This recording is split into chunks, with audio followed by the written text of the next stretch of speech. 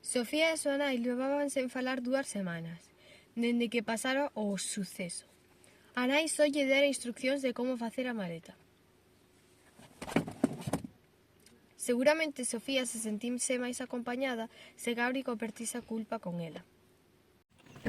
A avoa vive nun edificio horrorosamente feo, sitio nunha rúa chea de edificios horrorosamente feos. Hai máis de 40 anos a avoa xa vive daquela, sino a casa pequenera no medio dun nido xeitoso, que decidiu a insistencia dunha muñada que vivía na cubilla. Entre ele e o seu irmán comeronlle tanta cabeza que a avoa acabou por non vender a casa e mercou o piso no que vive desde entón.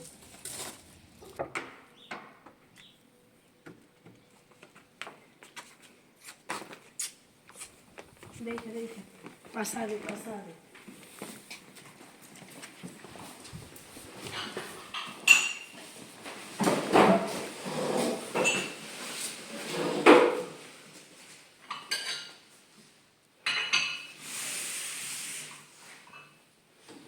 Vai facer a maleta.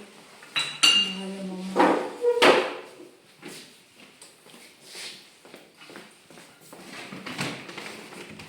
Ela quedou agochada no corredor, pero decatouse de que iban falar do suceso.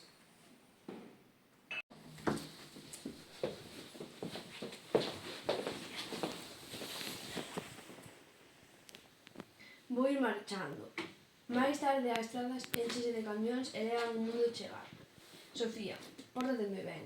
Non quero que a avoa me dea unha queixa de ti. Sabes que quedas aquí para que as dúas teñamos un tempo para pensar e tomar decisións. Ai, sí, e que decisión vou tomar eu? Sofía, Eu non sei como vos ides a arreglar, pero tampouco quero que me trades merda un do outro. E tampouco decido quedarme aquí no brán. non, Sofía, non podes decidir sobre a relación que papá e máis eu temos. Pero ás veces esquecemos que tamén se afecta a ti, debemos poñer máis cuidado. Mira, a situación é complicada e eu preciso un tempo para organizar as ideas, entendes? Pareceme que a ti tamén che vai vir ben pasar a parte das vacacións aquí. Espero que te comportes, non vou consentir máis parvadas como a última, entendes? E cuidado coa boca. Veña, un biquiño, que marcho xa.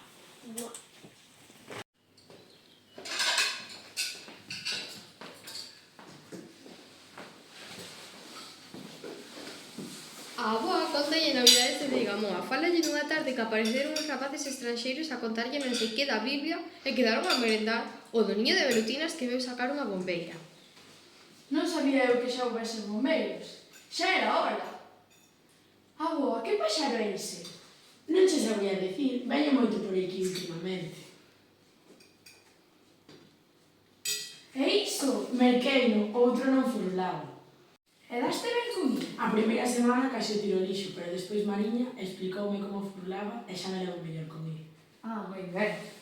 Os datos outra vez. Estamos a mediados de mes e xa gastaches os datos. Ti que faz? Xogas online? Non, é ti?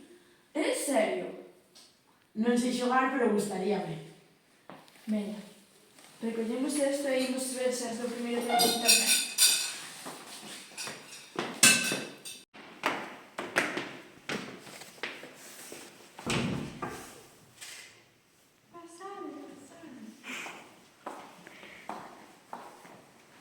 As amigas, como lle chamaban con maldade algunha xente da vila.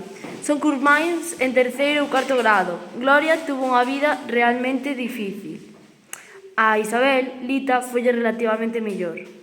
Criáronse a par e sempre se demostraron un cariño xenuíño e profundo.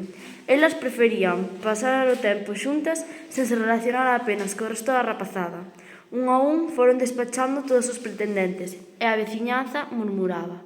Aquelas dúas ian quedar para vestir santos. Agora van as dúas collidas da man a barrerlle o nicho por defuntos. Lita e Gloria foron facendo a súa vida como mellor puideron, sempre xuntas, sempre libres. Internet, e a vos? Acá quero intentar. O rapaciño dixo que había que quitar isto de segundos e logo volverlo por. Xa decía eu que a mañá non funcionaba o vídeo de YouTube. Menina, entón vas pasar a fin de semana na rua? Vai ser un pouquinho máis. Pois alegro-me ben. Vai vivir da maravilla rosa. A ver se lle subes algo, Ana. Bom, eu estou perfecta. Ela sí que lle vai vir ben estar un tempo aquí. Moitas grazas. Ah, boa, fixeches esta tortilleira.